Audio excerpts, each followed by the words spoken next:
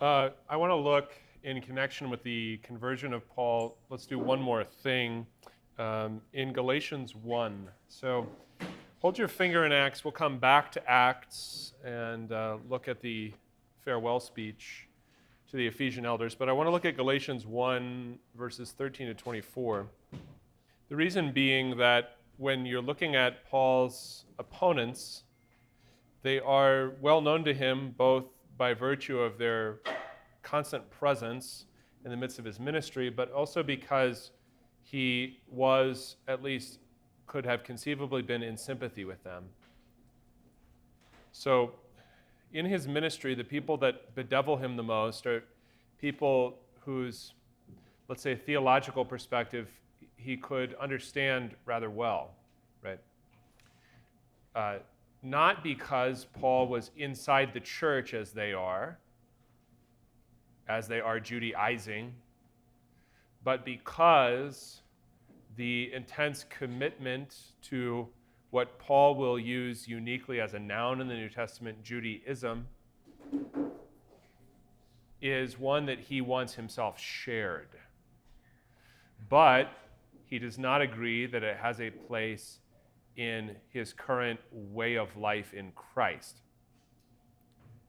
The reason we're doing this in this sequence is that if you need Acts to understand Paul chronologically, you need Paul to understand the stakes of the things that are going on in Acts. Somewhat similar to the relationship canonically between Old Testament histories and Old Testament prophets, where the prophets are constantly explaining and expounding upon the significance of the events narrated in the histories, with the histories being foundational, but the prophets explicating and preaching on the basis of the acts of God and the ways of his people that you find in the histories. So in Galatians 1, starting at verse 13, what you're going to find is an explanation of Paul prior to Acts 9, verse 5, where now he learns the identification of Jesus as God. You have heard of my former anastrophein, being a sort of way of being, characteristic behavior, which was in Judaismo, Judaism. We use that as a term for religion in modern American English. Paul is using it as a way to characterize behavior. The word religion is not available to Paul. So he's not going to separate off a sphere of life that has to do with nonprofit status and belief about private things, theology as a discipline that doesn't even exist in most academic institutions. Paul doesn't think of religion in the way that we do, doesn't even really have the word, and that should affect how we think about what we call in modern English religion. So when he says Judaism, this has an ethnic component to it, obviously. It has a legal component because once I undergo circumcision, I am legally, in the eyes of the Roman Empire, a Jew. It has what we would describe as a political component because it contains some set of views on issues that if you're not a Jew, you just don't have to care about, such as the independence politically or dependence of the Jewish people in Judea and the Galilee. There are lots of things contained in Judaism which are not, strictly speaking in modern American terms, religious. And it's where I think pastorally it's fruitful to think about all the things that motivate people to think and do and say the things that they think and do and say. And it's not that the things that they think and do and say have no theological significance or weight or reality. It's that because they separate off religion and thus also theology from the rest of life, they don't understand how theological the things that they're thinking and doing and saying are. Why are they devoting so much time to things that are utterly hobbies? Could be good, could be bad, but why are they doing that? Or why do I have fervent views, if I am a pious Jew in first century Judea, about whether the Romans should be here, and if they are here, are they allowed to coin money, and should we touch the money? These practical questions are, again, like I said with the Jew-Gentile distinction, not questions that everyone is abstractly interested in, but they are the kinds of things that drive a lot of problems, and they're the kinds of things that push people also helpfully into our congregations. We have people that have come into our congregations, in some cases, out of an inchoate desire simply to go to church because the church is open, or a political desire to be free.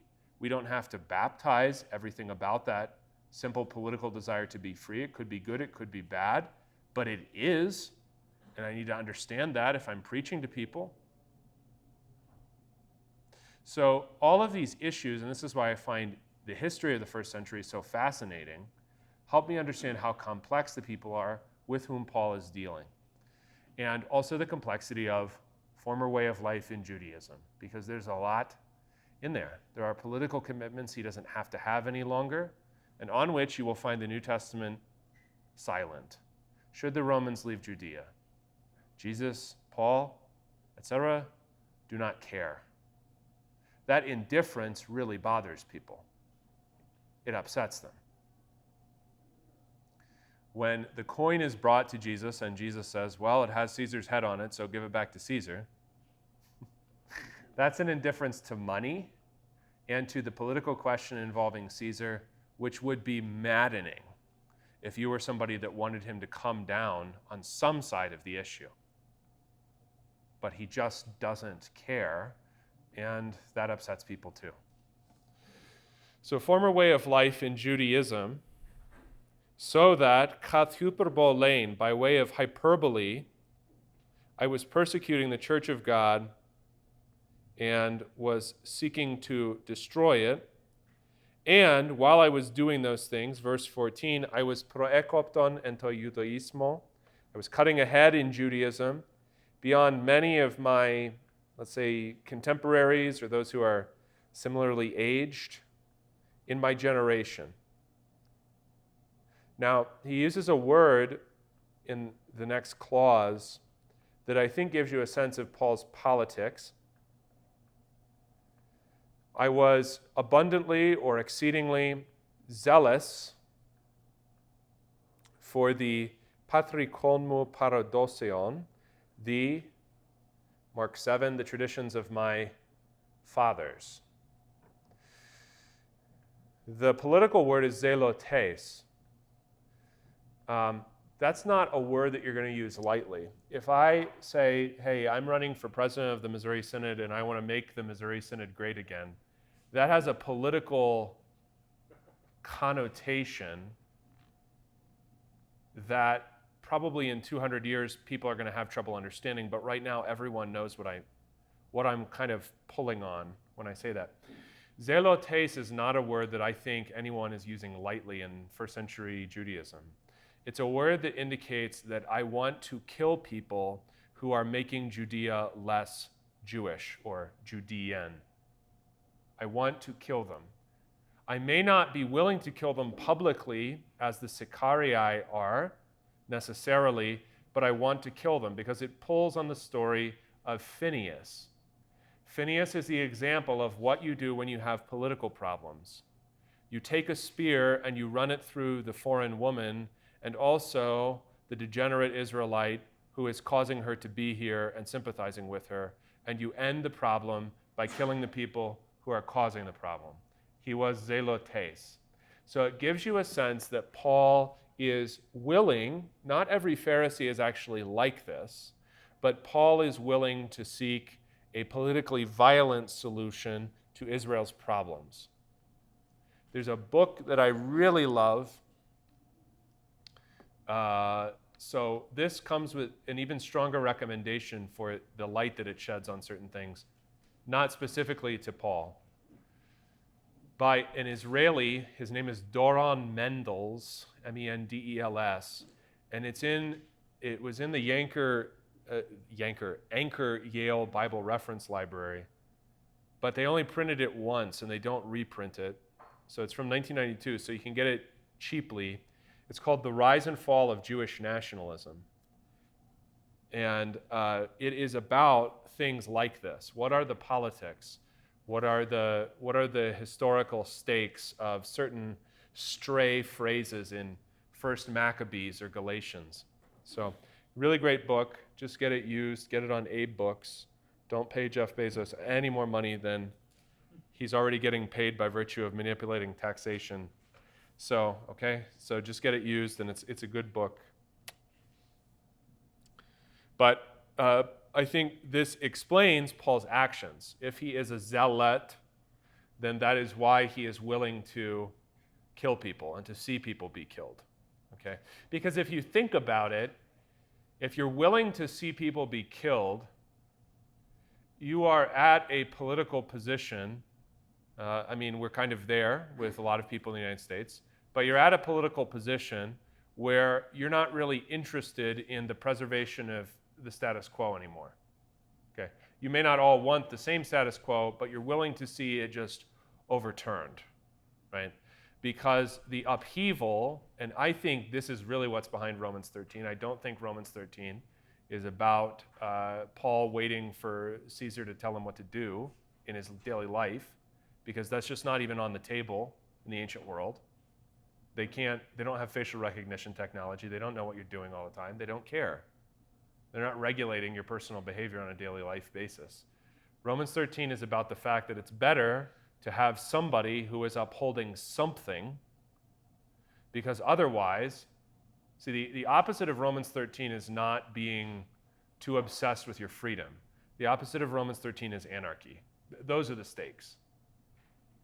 Because I think the insight Paul has here, as someone who was involved in these things himself, is that the opposite of there being public order and someone tasked with public order, that is, killing the wicked, punishing the wicked, and rewarding the good, the opposite of that is we all just decide on an individual or somewhat organized group basis who should die and who should live.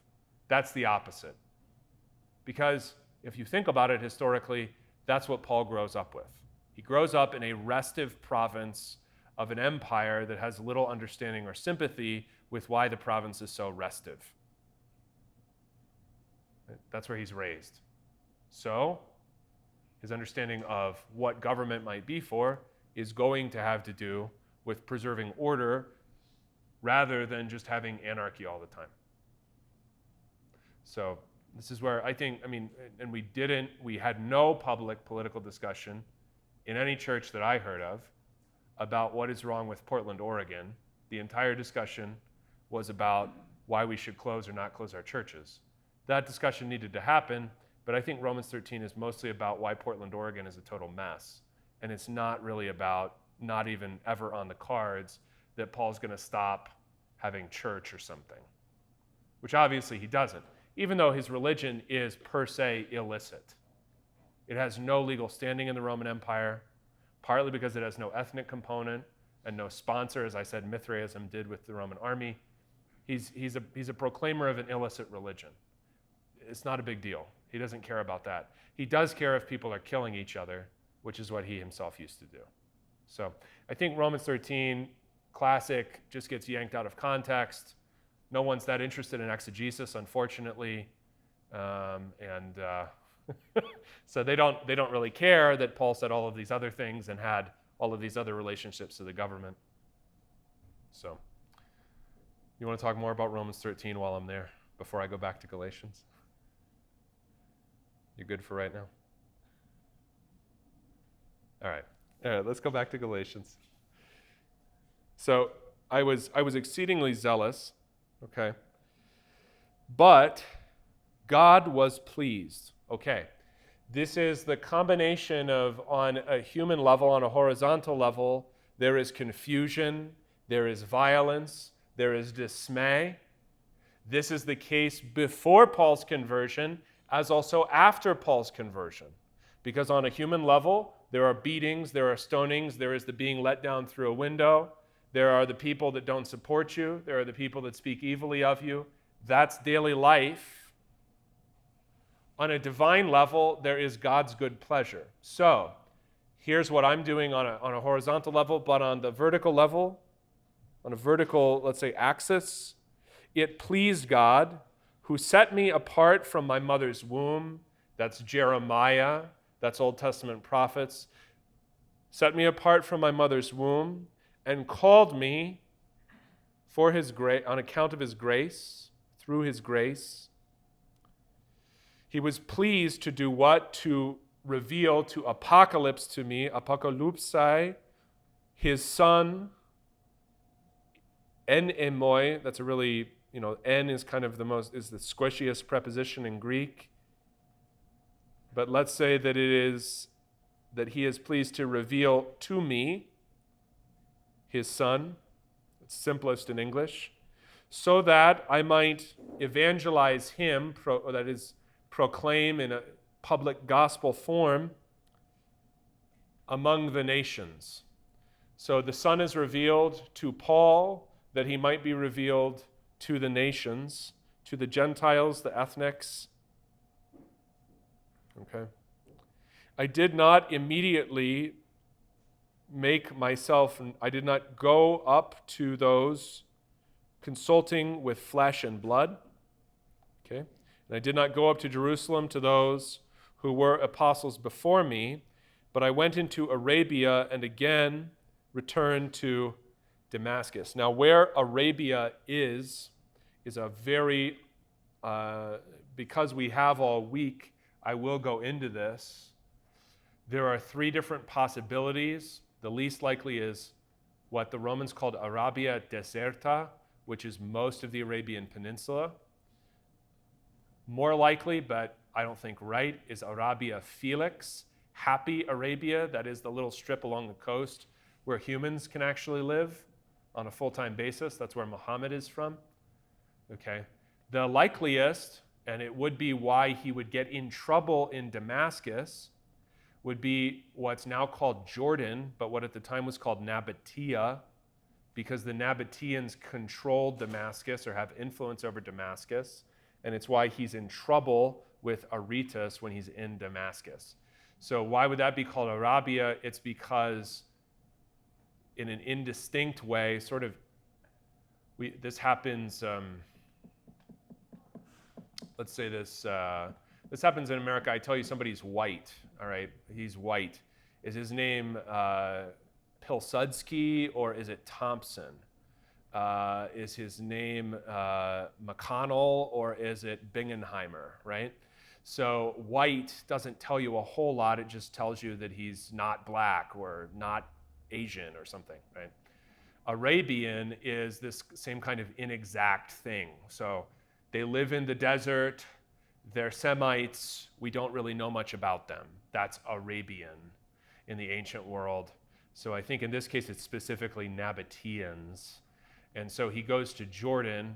The other reason that makes sense is because somebody there might actually know Greek. Whereas if he goes down into the peninsula, I don't think anybody is going to know Greek. So that's where he goes, and then he goes back up into Damascus. This really doesn't put him anywhere that Jesus doesn't necessarily go, especially in the case of the Decapolis, the travel to the Decapolis. And why would Jesus and Paul go to these places? So something to think about next time you read through Acts. Jesus and Paul, I think, both go to places that they remember from the Bible actually belong to their people.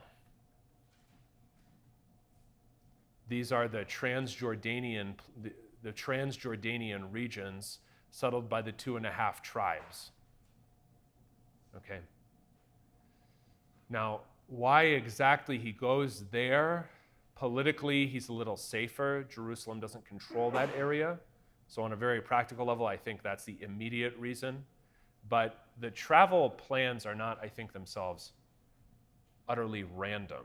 There are places that would have been a lot better if he's trying to do missionary fundraising and get together a nice, wealthy congregation that can support other things that Paul never goes, such as Alexandria. So We'll talk a little bit more about that as we talk about further travel, but I think he's going to a place that he believes belongs in Israel too. Okay, so he's in Arabia, he goes to Damascus. He does not need to talk to anybody else because his commission is valid without anything else. And that has to do with the prophetic nature of it that we talked about earlier. Okay, so then after 3 years, I did go up to Jerusalem to visit Cephas, verse 18, and stayed with him 15 days. But I did not see any other apostle except James, the Lord's brother. And what I am writing to you before God, I do not lie. Then I went into the regions of Syria and Cilicia. So he's moving north and then northwest. And I was still unknown by sight to the churches of Judea that are in Christ. They only heard it said that the one who formerly was persecuting us is now proclaiming the faith he once tried to destroy. And they glorified God because of me. So the reason that he's going to narrate all that is to say that his commission is directly from God. He is indeed an apostle. And this will affect, very practically in the case of Galatians, but I think also in all his conduct, and also in the confidence with which he speaks, this will affect something that he's going to express when we get into 1 Corinthians as the lightness of human judgment. The lightness of human judgments. Okay. The church is disorganized, as we talked about. Some of that I do think is divinely intended, because when I have a central organization, it will become important, however much the guy in charge of the central organization is paid. It will become vastly more important what he says than what I say. It just will.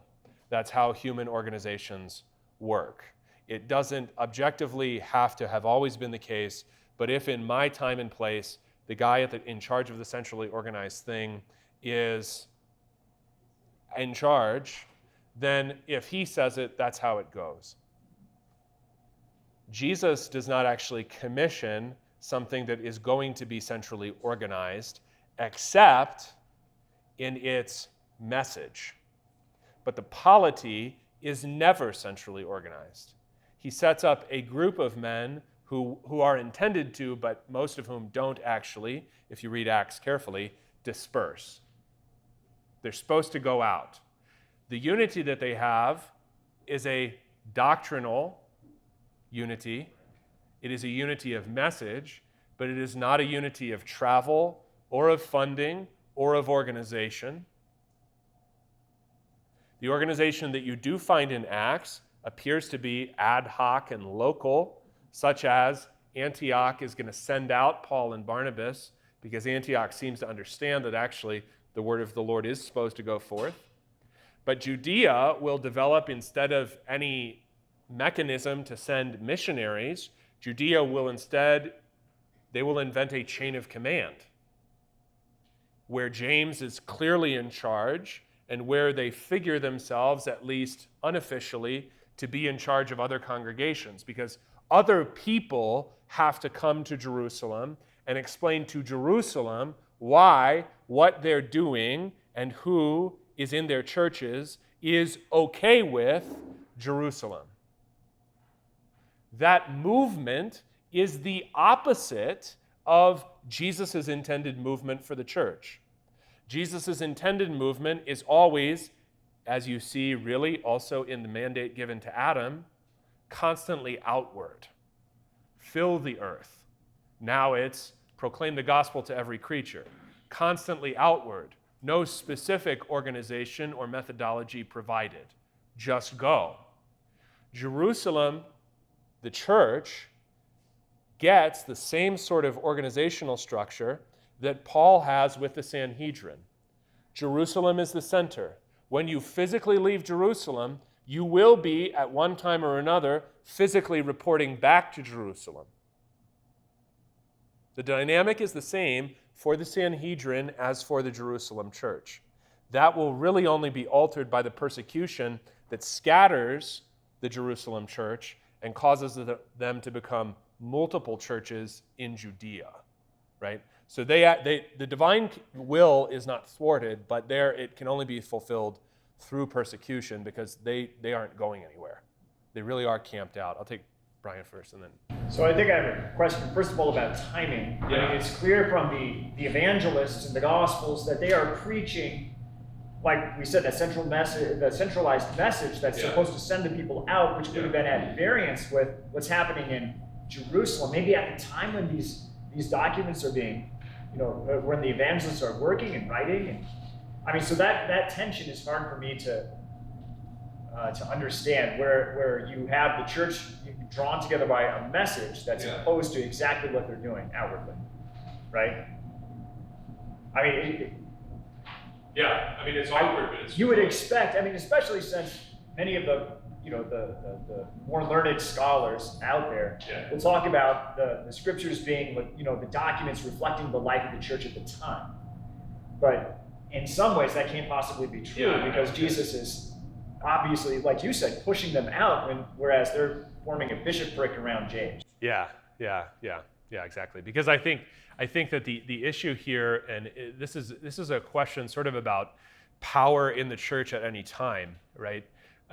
Is that whether people intended or not, Jerusalem church realities where people who are doing almost little to nothing sort of camp out and complain about people who are doing almost everything or everything is, I think, a constant danger, and it happens without anyone planning for its happening because it feels natural or normal, or no one really intends it in Acts. It happens, and it happens in Acts specifically along pre-existent ethnic lines.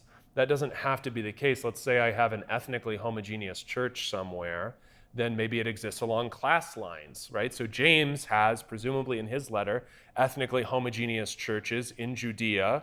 What's the breakdown in James? It's the rich guy and the poor guy.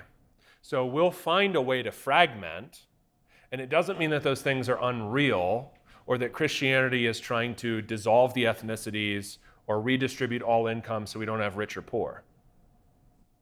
But I'm not going to be shocked when the fragmentation occurs along those lines, Jew, Greek, whatever. But to say that the letters reflect the life of the church is the same sort of, that's on its face, it's naive to the same degree that a lot of people are shocked when you teach them the New Testament and they realize that there have always been what we would now call denominations. There have always been disagreements, doctrinal confusions, doctrinal and practical problems. I think people think everyone was just working and great, and we just got to get back. That's the whole appeal of the Restorationist movement. We just got to get back to the New Testament. We're here,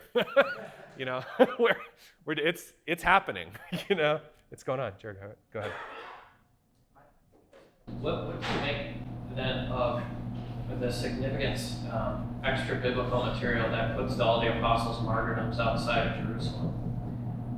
I have this kind of romantic idea that we get the account of Paul's explosion, into Europe, but that at the same time all the other apostles in other directions as well, and doing the same sort of thing. We just didn't get it written down based on the fact that that's what Jesus said to go do.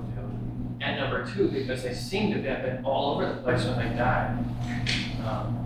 What do you make of that? Yeah. I tend to place a lot of credence when we're talking about things in let's say the centuries up to Constantine, because after Constantine, public records, archaeological sites, those all become like firmer and sort of less malleable in people's imaginations, right? Because the stakes of getting right what is happening in the early church are enormous for any, let's say, branch of Christianity. And some of them hang everything on getting it right, both Restorationists, Campbellites, but also the Eastern Orthodox and lots of people. I place a lot of credence in something like, I really don't know, this happens every September 14th at the seminary. Somebody gets up in the pulpit and says, it's Holy Cross Day, blah, blah, blah, this is probably stupid, we don't really know this, but it's really about the crucifixion of Jesus for our sins, which of course it is. But I tend to place a lot more credence in historical traditions where you have stable local populations remembering things, such as where was Jesus crucified, or something like that, which in the case of Jerusalem, once the Romans just say, we're really sick of this, so we're just going to level Jerusalem, Jews can't live here. It's called Aelia Capitolina now. And they put a temple of Venus over Calvary, and then Constantine and his mother come back and they say, hey, we're looking for where these sites are, and the locals say, this is here, and this is here, and this is here. I tend to place a lot more credence in that because, growing up in a rural area, people do remember where things happened before they were born. I don't think that's wildly unstable. Local memory is reliable unless the place just gets obliterated every 50 years like suburbs do and just remade into something. But when I'm thinking about the apostles, so therefore I'm not at all skeptical about Paul's death in Rome. I think that makes all kinds of sense. I'm more skeptical about Andrew is the apostle of Russia and Scotland and Greece. And, the ultimate version of that is the hymn Jerusalem, where did those feet in ancient times walk upon England's mountains green, which is Jesus. You got the apostles, but Jesus came to England, right? So I'm a little more kind of the farther away it gets from kind of the Eastern Mediterranean, I get increasingly skeptical, and I'm skeptical of the idea that everyone did his job, because biblically I just have no reason to expect that. I believe that St. Thomas went to India. You believe that St. Thomas went to India? Okay, that's fine. India is actually a place in which the Romans are in commercial contact. So, but Russia doesn't even exist yet. So, but, whatever it takes. So, because the very same thing that happens with a lot of church legends is going to happen in real time in the ancient church with Constantinople, which is a totally new place. They ship all kinds of statuary, martyrs' relics to Constantinople.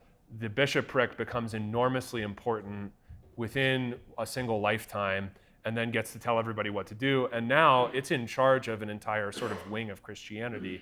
And that's all manufactured within really a lifetime and a half, if you Constantine's conversion to the death of his immediate successor in the East. So it can be done. History can be remade overnight, and then no one remembers that there was ever anything. And Jerusalem totally loses significance. They don't get to decide anything after that point. So that's why I'm kind of skeptical of a lot of early church. And whenever someone says the early church, the next thing I listen to is the verb that's trying to hoodwink me.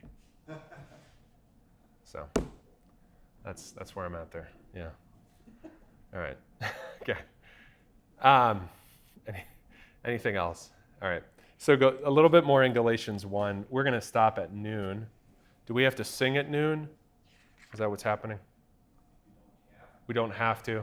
We're free in the gospel to sing at noon? All right, good. Outstanding. Okay. So one more thing to note about Galatians 1, and then I want to go to Acts. We'll start Acts 20 before lunch. One more thing to note about Galatians 1 is the interplay between Paul's actions and Paul's reputation. Paul's actions are known. Paul's reputation is not something he's actually able to manage. Okay? Paul's actions are known, but the reputation is not something he can manage.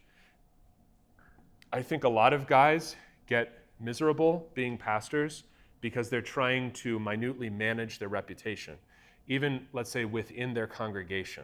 That is, you want not only to do the right thing or to preach the right thing, you also want it to be rightly interpreted, and it's not even possible. Okay? Because notice that Paul is not physically present in Judea, but he is known in Judea, right? So there are lots of things that because of the call that I'm in right now, that I do publicly, and then people know me before they meet me. and that's fine, and I don't know what they think about me, but I also don't worry about it because worrying about it would be foolish. Why would I care? What does it matter? We'll see this in 1 Corinthians 4, but I think it's a really practical outcome of the notion of justification by faith.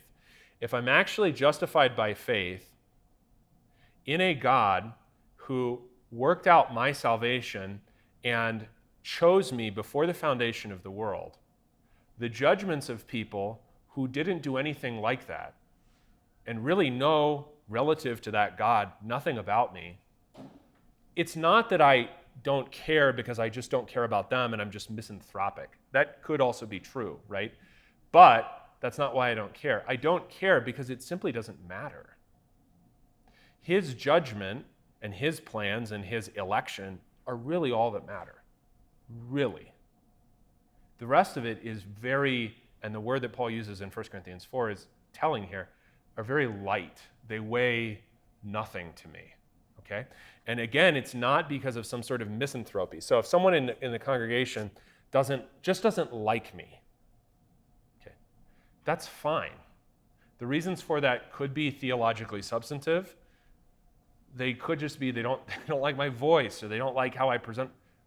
It's not a big deal. It doesn't even cause antagonism on my part because their basis for judgment is very thin, light, really kind of irrelevant.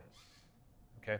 So the flip side, sort of the flip side in human relationships of justification by faith, or let's say the outworking of justification by faith in human relationships, is that they should be held lightly because their significance and gravity really is not that great. Okay? They are judgments that are, they have some basis, right? So it's not that the churches in Judea are wrong. He did once persecute them, and now he is proclaiming that faith. Are they wrong? No, that happened.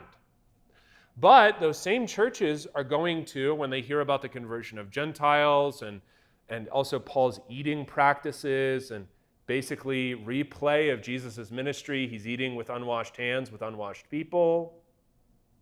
Okay? When that happens, they're going to make a judgment, and it's going to be factually, the facts they're using are correct. He is eating with Gentiles. Their judgment about it is going to be utterly wrong. Does it matter? Do I suddenly need to care about their judgment now that they are wrong? They used to like me, now they don't like me? No, I don't care. When Chrysostom is talking about the pastoral ministry, he'll exegete 1 Timothy 3, but he has two major qualifications, and this is where we start the year in Field Education 1. We read on the priesthood, two major qualifications. Soundness of doctrine, that's sort of just unfortunately taken for granted in the Missouri Synod, but soundness of doctrine, and then also the other qualification, this is my favorite one, so we talk a lot more about this, indifference to praise and blame. Just indifference. Leah has a similar thing. We do Leah at the end of the year, the pastor, great pastoral theology, talks about when you have been insulted enough and praised enough, you become like the unicorn founded upon the rock, and you cannot be moved by any of it, okay? But with Chrysostom, it's indifference to praise or blame, right? Which is hard for somebody that has a public position because a lot of that depends on goodwill, but after a while, indifference to praise or blame, And that's where Paul is, and that's how I think he can conduct himself the way that he does, because you just can't manage your reputation the way that people try to. Like Facebook. Yeah.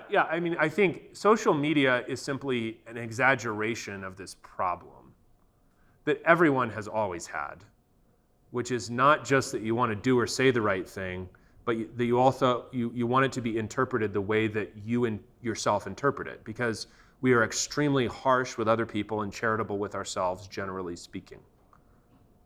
Right? So this is a whole question that never gets resolved in American Lutheran history, but I think it's, to some degree, it's at the heart of the misunderstandings between Missouri and Wisconsin long before the 1950s and 60s, which is that the Missourians always want to interpret people according to the letter of the documents that they've presented or something. And Kaler, especially in Wisconsin, says you need to interpret people the way that they are expressing themselves and the way that they want to be understood. And interestingly, I think that that is the way that we interpret ourselves. We just don't do it for our opponents. We might do it for friends. We certainly do it for ourselves. We don't do it for opponents. With opponents, we want to catch them up. Look at what the Pharisees are doing with Jesus. They just want a set of words by which to condemn him. And once they have it, they're good, right? With Paul, in Acts 22, we heard this morning, with Paul, the set of words is, God told me to go to the Gentiles. That sets them off, right? Social media simply exacerbates this problem and gives you some illusion that you are able to manage your reputation comprehensively, which would be nice. Because then I could always be understood the way that I understand myself, which would just be great, right? That would be really, really nice. It's not going to happen. But notice that that gap is already there in Galatians 1. Anything on that before I'm going to go to Acts 20, just introduce it before we do lunch. Anything else in Galatians 1 that you would like to discuss? Oh, yeah. Yes, sir. Go ahead. There's the verse 20 where St. Paul says, I'm telling you the truth, I'm not lying. Does that pertain to everything that's come before? Or is he talking about meeting up with Cephas and James? Speaking of trying to catch. Yeah.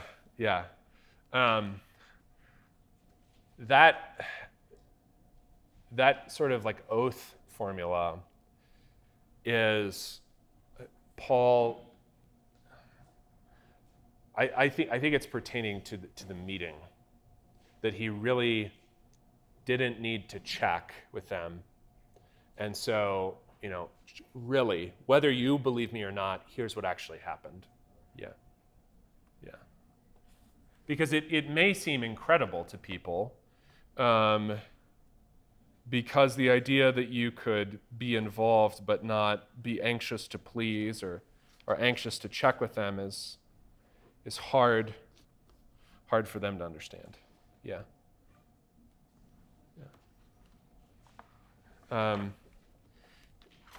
Anything else on Galatians?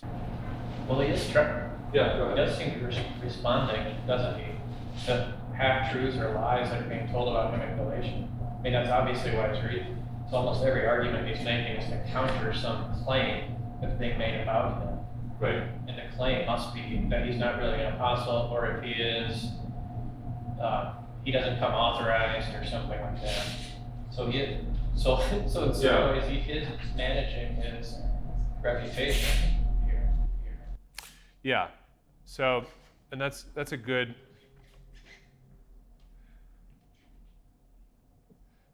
caveat to what I said, because I think that reputation, what I'm saying is wrong is the idea that you're gonna be able to do this in a way that will actually give you some sort of peace of mind, that you would have justification through reputation.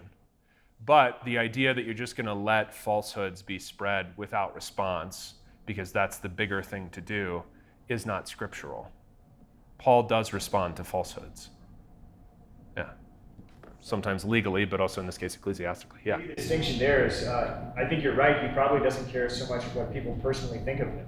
But he definitely cares about whether or not he's an apostle, right? Sent by God to preach the gospel. And he definitely cares about if they misconstrue the gospel that Paul had been preaching. Because his reputation is, and you see this especially in 2 Corinthians, his reputation is connected to the gospel. They're not finally separable, right? And the interest in personal characteristics and fitness in 1 Timothy or Titus is because the messenger and the message they're distinguishable, but they're not separable. Yeah, right. Yeah, that's a good qualification. Acts 20. We're going here, and we'll just introduce it before lunch. We're going here because it is one of the most comprehensive descriptions of how Paul thinks about the ministry. Okay? Some of it has to do with personal example, and I think the role of personal example is usually why our seminarians I think they learn the most when they're on vicarage, or the learning proceeds most rapidly and fruitfully on vicarage. There's a sort of rottenness that they get into, or a funk in their second year, because they've studied a lot, but they haven't really used it a lot. They go on vicarage and they sort of work out many of the kinks. They feel better. They enjoy it more. They understand what it's for. And I think part of that is the role of personal example and seeing these things worked out. There's also, because of that personal example, an affection that often exists between, I talk to my former vicar at least once a day. Not on the phone, but at least by text. There's an affection that begins to exist when you work in the ministry with somebody and it goes well. And you're going to see that with the Ephesian elders. So Paul calls them to Miletus. This starts at verse 17. Paul calls them to Miletus, which is down the coast, to meet him there, because he is beginning to anticipate his own death, or at least he's not going to return. We talked about it a little ambiguously yesterday in the Bible class here as going away. What do you do to prepare people for when you go away? You're not going to see them anymore. And when they came to him, he said to them. So let me just read a little bit of this. We'll take it more or less verse by verse. And so we'll do at least one verse before we stop here. You yourselves know how I lived among you the whole time from the first day that I set foot in Asia. This sounds a lot like Samuel's farewell speech to Israel. You yourselves know how I was, okay? And it's not out of turn. When you start a ministry and when you end a ministry, Walther actually recommends that you do this, that you talk about when you start how you're going to do the ministry there, and that when you leave, you talk about what you did. You're not calling attention to yourself. You don't have to say, and the budgets went up. You don't have to do sort of like a college president thing where you're like, and our endowment is this much bigger than when I started. But you talk about how you conducted the ministry there. Right? Paul says, serving the Lord with all humility and with tears and with trials that happened to me through the plots of the Jews. So, what has happened with Paul? Asia being a province, one of the richest, if not the richest in the Roman Empire, southwestern Anatolia, now Turkey. What did he do? He was serving the Lord with all humility. So when you think about the word humility, I think a lot of times that gets read in terms of personal demeanor. And growing up in the Northeast and now living in the Midwest, that's really culturally relative. Personal demeanor varies widely by culture. And so that's fine. I don't think humility should be read as demeanor necessarily. I think it should be read, first of all, in terms of, do I see myself as accountable to God? That would be the nearest understanding of what Paul's saying. And then demeanor could very well be part of that. If I come off as constantly arrogant, it's going to harm my ministry, whatever the culture is, right? But I think humility should be understood as primarily, or at least to begin with, a theological reality. Do I carry my ministry out in the fear of God? Serving the Lord with all humility, which for Paul does not exclude culturally talking about himself, which in some cultures it could, right? And with tears. The tears have to do with, we'll see that also in 2 Corinthians, with anxiety day and night for all the churches, as well as the sufferings that he undergoes. And with trials, and the trials here happen specifically through the plots of the Jews. Jews is a word, and we'll stop here. Jews is a word that people who are ethnically Jewish in the New Testament use when they're talking to people who are not. In linguistic terms, it's what's called an exonym, an outside name. Outside name in the name of our church would be Lutheran, assigned by people who were not. The endonym, the inside name in the terms of our church, would be evangelical. The endonym in the New Testament is Israel or Israelite. So when Jews are talking to each other, they will generally say Israel or Israelite. Okay? So Jesus, when he's talking to a Samaritan woman, says, salvation comes from the Jews, but when he's talking to another Israelite, he will say, behold, an Israelite in whom there is no guile, right? So Paul is talking to non-Jews about what his own people are doing to him, and this has been characteristic of his ministry in that place, and we'll pick up there after lunch.